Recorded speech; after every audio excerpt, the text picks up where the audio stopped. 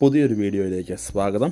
കേരളത്തിലെ PSC ഉദ്യോഗാർത്ഥികൾ ഏറെ പ്രതീക്ഷയോടെ കാത്തിരിക്കുന്ന യൂണിവേഴ്സിറ്റി LGS തസ്തികയുടെ സാധ്യതാ പട്ടിക പ്രസിദ്ധീകരിക്കുവാൻ PSC യോഗത്തിൽ തീരുമാനമായി എന്നതാണ് ഈ ആഴ്ചയിൽ പുറത്തു വന്നിട്ടുള്ള ഏറ്റവും പുതിയ വാർത്ത. നമുക്കറിയാം, ഈ ഒരു തസ്തികയുടെ മെയിൻ എക്സാം നടന്ന് കട്ട് ഓഫുമായി ബന്ധപ്പെട്ട ചർച്ചകൾ പുരോഗമിക്കുന്ന നിലവിലെ സാഹചര്യത്തിൽ തിടുക്കത്തിൽ റിസൾട്ട് പബ്ലിഷ് ചെയ്യുന്നതുമായി ബന്ധപ്പെട്ട PSC മുന്നോട്ട് പോകുന്നത് ലിസ്റ്റിൽ ഉൾപ്പെടുത്തുന്ന ഉദ്യോഗാർത്ഥികളുടെ എണ്ണം കുറയ്ക്കാനുള്ള ദീർഘവീക്ഷണത്തോടെയാണെന്നാണ് ഈ രംഗത്തെ വിദഗ്ധർ ചൂണ്ടിക്കാട്ടുന്നത്. നിലവിൽ 1000-ലേറെ ഒഴിവുകൾ വിവിധ സർവകലാശാലകളിലായി ഉണ്ടായിട്ടും കേവലം 207 ഒഴിവുകൾ മാത്രമാണ് റിപ്പോർട്ട് ചെയ്തിട്ടുള്ളത്. 48,513 ഉദ്യോഗാർത്ഥികളാണ് മെയിൻ എക്സാം അറ്റൻഡ് ചെയ്തിരിക്കുന്നത്.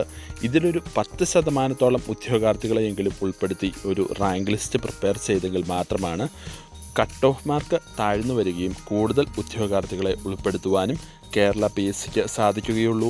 നിലവിൽ ഏറ്റവും കൂടുതൽ ഒഴിവുകൾ റിപ്പോർട്ട് ചെയ്തിട്ടുള്ളത് MG യൂണിവേഴ്സിറ്റിയിൽ നിന്നാണ്. 60 ഒഴിവുകളാണ് റിപ്പോർട്ട് ചെയ്തിട്ടുള്ളത്. വിവിധ സർവകലാശാലകളിലായി അനേകം താൽക്കാലിക ജീവനക്കാർ ജോലി ചെയ്യുന്നതായിട്ടാണ് സൂചനകൾ. ഇത്രയും പെട്ടെന്ന് റിസൾട്ട് പബ്ലിഷ് ചെയ്യുന്നത് ലിസ്റ്റിൽ ഉൾപ്പെടുന്ന ഉദ്യോഗാർത്ഥികളുടെ എണ്ണം കുറയ്ക്കുവാനാണെന്ന ആക്ഷേപവും ഇപ്പോൾ ഉയർന്നു വരുന്നു. കൂടുതൽ അപ്ഡേറ്റ്സുകൾക്കായി എല്ലാവരും ഈ ഒരു ചാനൽ ഇപ്പോൾ തന്നെ സബ്സ്ക്രൈബ് ചെയ്യുക. താങ്ക്